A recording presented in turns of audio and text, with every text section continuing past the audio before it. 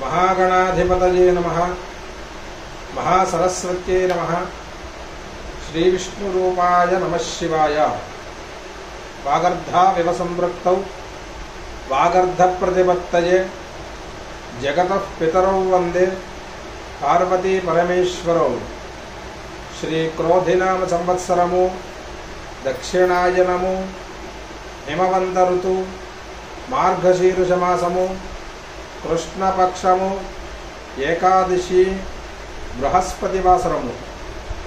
ఈరోజు సనాతన పద్ధతిలో జన్మదినోత్సవం జరుపుకుంటున్న 50 మందికి, ఈరోజు సనాతన పద్ధతిలో వివాహ వార్షికోత్సవం జరుపుకుంటున్న 50 మందికి వేదమాత యొక్క ఆశీస్సులు, అనేక శుభాభివందనములు, ఆశీర్వచనం. ఓం శతం జీవ శరదో వర్ధమాన ఇత్యభినికమో భవతి శతమితి శతం దీర్ఘమాయుర్మరుతజేనావర్ధయంతి శతమేనమేవ శతాత్మానం భవతి శతమనందం భవతి శతమైశ్వర్యం భవతి శతమితి శతం దీర్ఘమాయుః.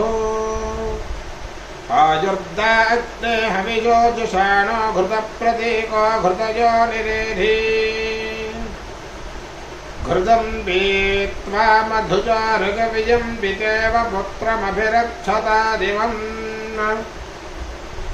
ఓం అగ్నేయం యజ్ఞమద్భరం విశ్వతః పరిభూరసి స ఇద్దేవేషు గచ్చతి సోమయాస్తే మయో భువ ఊతయః సంతి దాశుషే తాభిర్నో వితా భవ అగ్నిర్మూర్ధా భువః వన్నః సోమయాతే ధామాని తత్సవితుర్వరేణ్యం భర్గో దేవస్య ధీమహి ధియో యో నః ప్రచోదయాత్. అచిత్తీయచ్చ గృమాదేవ్యేజరేదేనైర్దక్షైః ప్రభూతే పూరుషత్వతా. త్ర్యంబకం యజామహే సుగంధిం పుష్టివర్ధనం ఉర్వారుకమివ బంధనాన్ మృత్యోర్ముక్షీయమామృతాత్. శ్రియమేవావరుంధే శీతే వాతే పునర్నివేద్యాః క్షేమో వై రాష్ట్రస్య శీతో వాతః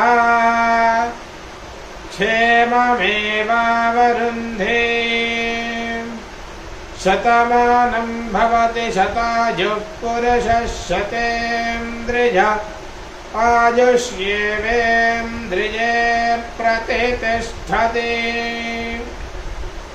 శ్రియః కాంతాయ కళ్యాణ నిధయే నిధయేర్థినాం